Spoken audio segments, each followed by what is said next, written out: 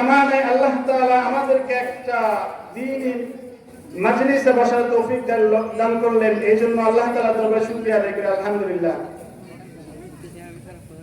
আল্লাহ তাআলার শুকরিয়া আদায় করে শেষ করা যাবে না। তিনি তো আল্লাহ, তিনি আর রহমানুর রহিম, তিনি মোস্ট মার্সিফুল, তিনি ক্রিয়েটর, তিনি সৃষ্টিকর্তা। এই জন্য আল্লাহ তাআলার প্রশংসা আদায় করে শেষ করা যাবে না। আমার আল্লাহর প্রশংসা কেমন, আল্লাহর প্রশংসা কেমন। ও মুসলমান, কোরআনের আয়াতের মধ্যে আসছে, যদি সমস্ত জলাশয়গুলোকে কালি বানায় ফেলো আর সমস্ত গাছের পাতাগুলোকে খাতা বানায় লিখতে থাকো, আমার আল্লাহর প্রশংসা আদায় করে শেষ করা যাবে না। আল্লাহর প্রশংসা আদায় করবো কেন? কারণ কি? কারণ আল্লাহ ঘোষণা দেন, ওমা খালাকতুল জিন্না ওয়াল ইনসা ইল্লা লিয়াবুদুন। আল্লাহ ঘোষণা দেন, আমি তোমাদেরকে সৃষ্টি করেছি একমাত্র আমার ইবাদতের জন্য। আল্লাহ আমাকে সৃষ্টি করলো, সৃষ্টি করার পর আমাকে এক হাত আল্লাহ কেটে দেয় নাই, আমার এক পা কেটে দেয় নাই, আমাকে আল্লাহ সর্বঙ্গ, আমাকে আল্লাহ সুস্থ অবস্থায় মানুষের মতো চলার তৌফিক দিচ্ছে। আল্লাহ আমাকে এখনো মানুষের মতো রেখেছে, বিকলাঙ্গ করে নাই। এই জন্য সর্বহালতে কার প্রশংসা? সর্বহালতে আমার আল্লাহর প্রশংসা। যে মহান মানব দুনিয়ার বুকে এসে নিজে কিছু নেয় নাই, সব মুসলমান মানুষদেরকে দিয়ে গেলেন, নিজে কষ্ট করে মানুষদেরকে সব কিছু দিয়ে গেলেন, সেই মহামানবের দরবারে দরুদ পড়ি সাল্লাল্লাহু আলাইহি ওয়াসাল্লাম। আসলে সৃষ্টির একটা সিস্টেম আছে। আল্লাহ রাব্বুল আলামিন মানুষকে তিন ভাবে দুনিয়াতে পাঠাইলেন। প্রথম সিস্টেম হলো আল্লাহ রাব্বুল আলামিন পাঠাইলেন পিতা মাতাহীন বাবা আদম আলাইহিস সালাম এবং মা হাওয়া আলাইহিস সালামকে আল্লাহ রাব্বুল আলামিন পিতা মাতাহীন পাঠাইলেন। এটা আল্লাহ তাআলার বড় কুদরতের মধ্যে থেকে আল্লাহ তাআলা এই বাবা আদমকে পিতাহীন, মা হাওয়াকে মাতাহীন পিতাহীন পাঠাইলো। আল্লাহ বলে, মুসলমান শুনে রাখো,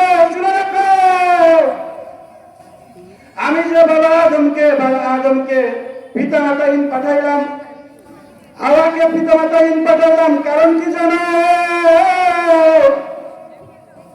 আমি আল্লাহ এটা বুঝাইলাম, আমি আল্লাহরই একমাত্র ক্ষমতা, দুনিয়ার বুকে আর কেন ক্ষমতা নাই। একমাত্র আমি আল্লাহ পারি মানুষকে পিতা মাতাহীন দুনিয়াতে পাঠাইতে। আমি ছাড়া অন্য কোনো মানুষ শুনতে পারে না, আমি ছাড়া অন্য কোনো ক্ষমতাধর পারে না, কোন মাটির পুতুল মানুষকে সৃষ্টি করতে পারে না, কোন তিন খোদাই বিশ্বাসী তারাও বলে তাদেরও খোদারা মানুষকে পিতা মাতাহীন সৃষ্টি করতে পারে না। এরপরে আল্লাহ তাআলা দ্বিতীয় মাধ্যম পাঠাইলেন। দ্বিতীয় মাধ্যম কি? আল্লাহ রাব্বুল আলামিন পাঠাইলো মাতাহীন পিত্তহীন, মাতার পেটে, পিতার প্রয়োজন পড়ে নাই আল্লাহ মাতার পেটে হযরত ঈসা আলাইহিস সালামকে পাঠিয়ে দিলেন। ও দুনিয়ার মানুষ শোনো, আমি আল্লাহ এইটাও পারি, একজন মানুষকে আমি পিতাহীন মাতার পেটেও পাঠাইতে পারি। আমি আল্লাহ জানো ঈসা আলাইহিস সালামকে পাঠাইলাম। মারইয়াম আলাইহিস সালাম আল্লাহকে জিজ্ঞাসা করলেন, আল্লাহ তুমি যে আমার পেটে ঈসা আলাইহিস সালামকে পাঠাইলে, গো আল্লাহ মানুষ তো আমাকে অপবাদ দিবে। আল্লাহ বলল, শোনো, যখন ঈসা আলাইহিস সালাম তোমার পেটে জন্মগ্রহণ করবে, তুমি আল্লাহ রাব্বুল আলামিন বলল তুমি কথার রোজা রাখবা, চুপ থাকবা, যে যাবে না তুমি চুপচাপ থাকবা আর শুনবা। কে কি বললো কোনো কিছু দেখার বিষয় নাই। আমি আল্লাহ যেভাবে হোক উত্তর দিয়ে দেব। ঠিক আল্লাহ তাআলা যখন ঈসা আলাইহিস সালামকে মা মারইয়ামের গর্ভ থেকে ভূমিষ্ঠ করলেন, মা মারইয়াম আলাইহিস সালাম চুপ। লোকেরা জিজ্ঞাসা করে, তুমি তোমার পিতা না ভালো?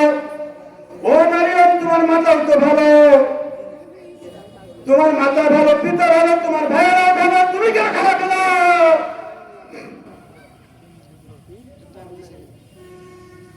আব্দুল্লাহ ইন্নী আব্দুল্লাহ আতানিয়াল কিতাব। ঈসা আলাইহিস সালাম ছোট্ট একটা শিশু বলল, আমি আল্লাহ তাআলার বান্দা, আল্লাহর নবী হয়ে এসেছি এবং আমাকে কিতাব দেওয়া হয়েছে। ওই ছোট বাচ্চার মুখে যখন শুনলো আমি আল্লাহ তাআলার বান্দা, আমাকে কিতাব দেওয়া হয়েছে, আমি নবী হয়ে এসেছি, তখন মানুষ অবাক, হায় হায়, এত ছোট্ট একটা শিশু কিভাবে কথা বলে? না না, মারিয়াম কোনোদিন অপবাদ প্রাপ্ত নয়। অবশ্যই আল্লাহ তাআলা মারিয়ামের মাধ্যমে নবী পাঠাইছে। এরপরে আল্লাহ তাআলা মানুষকে পাঠাইলো পিতা মাতা সহকারে।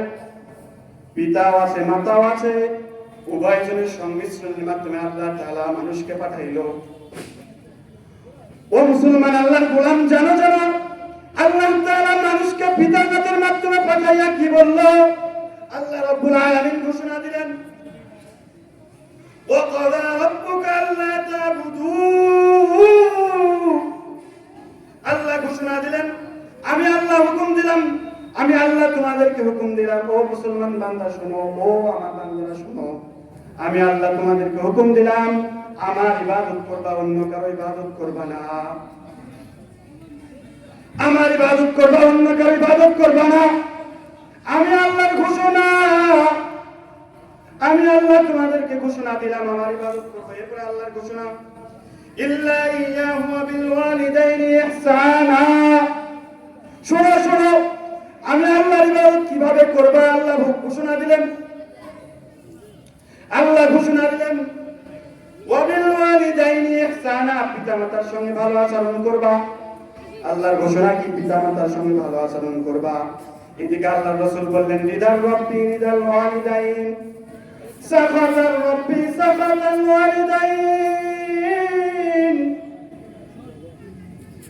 আমি আল্লাহর নবীর মাধ্যমে আল্লাহ তাআলা ঘোষণা দিলেন, আমি আল্লাহর ব্যাখ্যা আল্লাহ তাআলা কোরআনের মধ্যে বললেন, ইহসানের ব্যাখ্যা আল্লাহ কোরআনের মধ্যে বললেন, কি বললেন? ইম্মা ইয়াবলুগান্না ইনদাকাল কিবারা আহাদুহুমা আও কিলাহুমা ফালা তাকুল লাহুমা উফফিন ওয়া লা তানহারহুমা ওয়া কুল লাহুমা কওলান কারীমা। আল্লাহ ঘোষণা দিলেন, এক নাম্বার, ইনদাকাল কিবার, যখন তোমার পিতামাতা বৃদ্ধ হবে, যখন তোমার পিতামাতা বৃদ্ধ হবে, শোনো, পিতামাতাকে কখনো এমন কাজ করিও না, উফিউ, যে পিতামাতা উফ বলে, পিতামাতার সঙ্গে খারাপ ব্যবহার করিও না।